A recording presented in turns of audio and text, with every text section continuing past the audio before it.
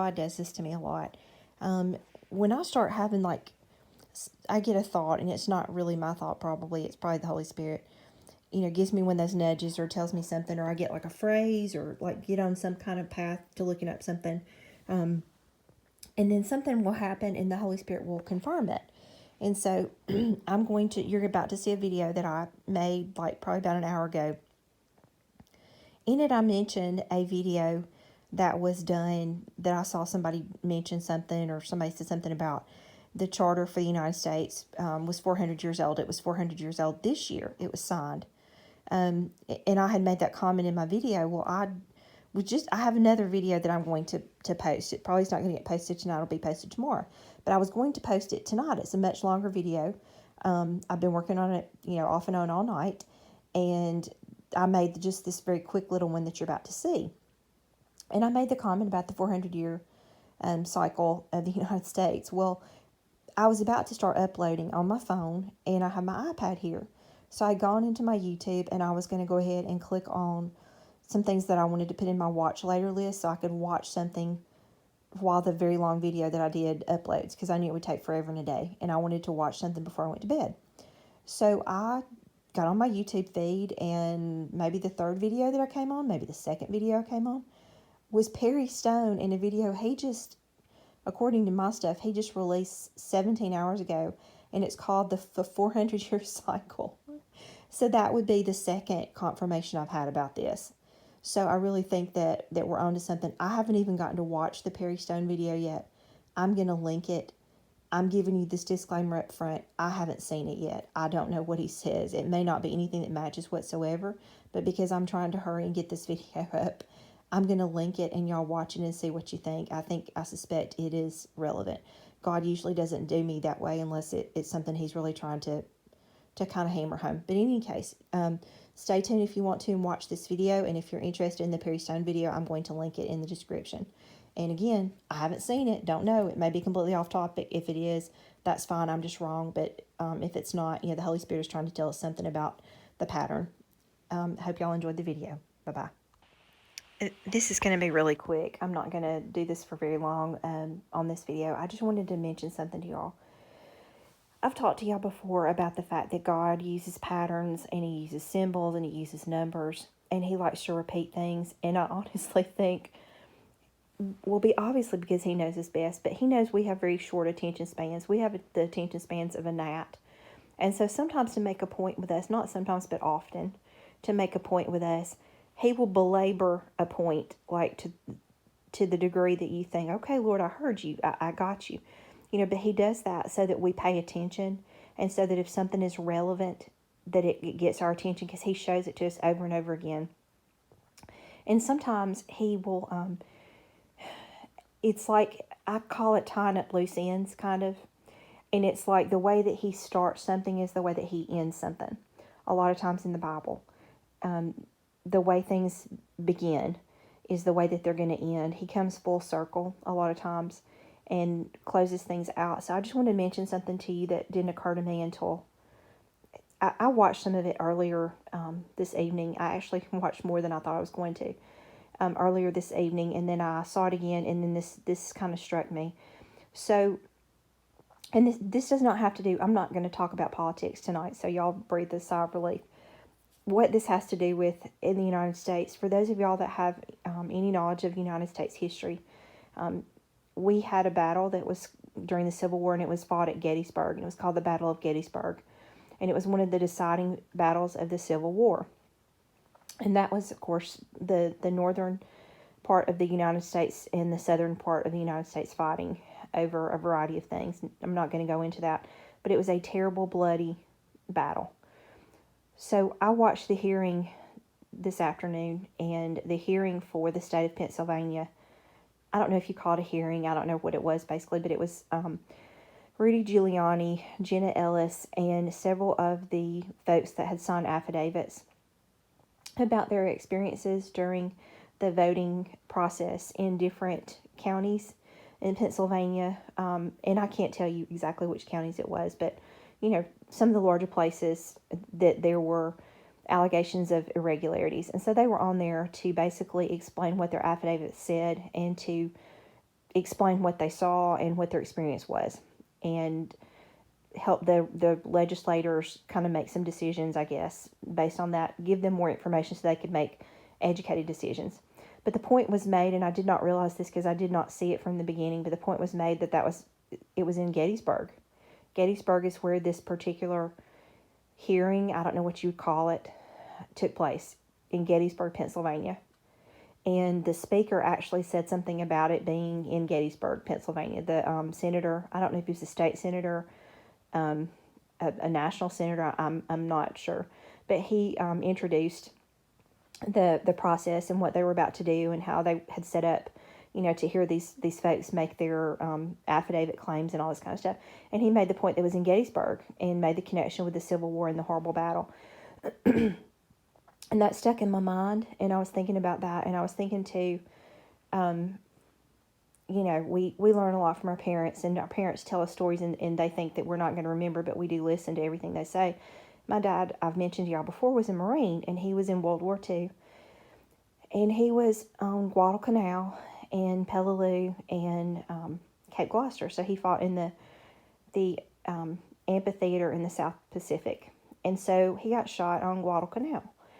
And when he got shot on the banks of the Tenarue River. And any of y'all that are from Australia or, that area, you may know what I'm talking about. But he got shot on the banks of the Tenarue River. And when he got shot, it temporarily paralyzed him so that he fell down and he stayed down. And was paralyzed for a period of, I don't even know, hours, until the medics could get to him, because it was a machine gunner that was shooting at them. And so anybody that tried to help would have gotten just kind of absolutely, would have been basically mowed through with the bullets and cut in half. So he had to lie there. And so he lay there. And he said that the blood was going into the river, and the river was red. And he said that the bodies were stacked up like cordwood. For those of you that are not from the country or not familiar, cordwood is basically firewood. You stack it up in particular stacks so that it doesn't fall over, and the bodies were stacked up like cordwood. And he said as he lay there, he was thinking that during the Civil War, Americans did that to Americans. And that stuck out to me from the time that he first shared that story in my 6th grade class when I was 12. I did not realize, I've mentioned this in another video, I didn't realize he'd never spoken about it again, but that stuck out in my mind. He'd never spoken about it. That was the first time he'd spoken about it since it actually happened in the war. He didn't talk about it from like 1942, 43 until the 80s. So 40 years he hadn't spoken about it. And I think about how traumatic that had to be, but that was the thing that came into his mind. The fact that Americans would do that to Americans. And when my husband and I were engaged, my husband's Canadian, and I had gone to, for my family to meet his family. And we're traveling to Toronto, and we were driving because we were doing some sightseeing with my family, and we stopped at Gettysburg, and we walked at Gettysburg, and it still, to this day, has a very eerie feeling. It just feels sad to me. And the thought that, as he said, Americans killed Americans there. So, I say all this to say this. I think it's ironic that the hearing was at Gettysburg. I may have mentioned this to y'all. Actually, I've never mentioned this to y'all.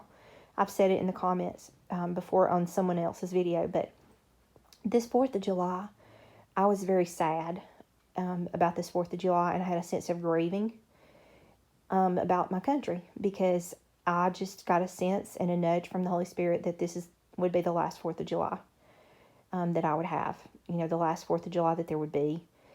And just a sense of some sadness and some grieving, So even though I know that I'm a believer and I'm going in the rapture and heaven is more wonderful than we can imagine, I don't think that there's any shame in grieving for the things that are passing. The sadness that what was in my country and in many countries, it was founded with these wonderful, bright, shiny dreams and goals and hopes, and we've come to this. And so I think it is not an accident that this thing was held in Pennsylvania today. I believe that based on this hearing and other things that are going to happen, I do believe that Trump will wind up in a second term, and I think the country's going to wind up, I think you're going to have more rioting and more things like that, like I've already said. But do you see how God brings things back to the circle? He Civil War in Gettysburg, here we are, we're doing these hearings in Gettysburg. It's not an accident. The country is divided, and I don't think it's actually divided in half, but I think that there is a large faction of people that are filled with, I don't know, dissatisfaction, rage, anger, every negative thing. And I'm not talking about just on one side, I'm talking about on both sides. Every negative thing that the evil one can throw at them, everything he can stir up in them, to basically tear the country apart. I think this is happening in other countries. I'm woefully ignorant as to what's happening politically in other countries. I will tell you that pretty much the only thing that I know as far as other countries that are happening is I know what happens in the United States, and I'm aware of what some things that are going on in Israel. And so I apologize for ignorance about your countries if you are not one of those two. But anyway, I know that there are hardships and there's division and divisiveness going on all over the place. I know a little bit about what's going on in Australia because I watch Sky News some. But in any case, I just saw that and I just wanted to point that out to y'all and see if y'all are seeing patterns, because it seems like the closer we get to the end, the more patterns that we see, the more triple numbers we see, the more little like God winks, except they're not really God winks. I don't know what else to call them though. The little things that God nudges us and shows us, the little coincidences that are not, and things of that nature. And I think somebody else, I actually had seen this, and I wish I could remember which video, but basically the charter for the United States was signed 400 years ago. 400 years ago this year. You look at 400 years and 400 years in, what was it, exile in Egypt? The children of Israel were exiled in Egypt for 400 years. So 400 years is like a completion cycle. So I thought that was interesting that we're coming up on 400 years. God does things in the patterns that he's used before. You just have to look for them, and they're not hard to find. The Old Testament, a lot of people think, well, why do we need to read the Old Testament? Why does it matter? Because the things that God did in the New Testament, most of the times, he foreshadowed in the Old Testament. The patterns, the types, those types of things, all in the Old Testament. So anyway, just something that came to me. I have started making a video. Don't know if I'm going to complete it tonight. Tomorrow's Thanksgiving, and I've got some cooking and some arranging and some packing stuff to take over to my parents to actually cook over there, and I'm still trying to decorate this tree. So, but in any case, I hope that y'all have a good night. I hope y'all are asleep or about to go to sleep. I hope you rest well, and if the Lord doesn't hurry and come get us, I'll talk to y'all later. Bye.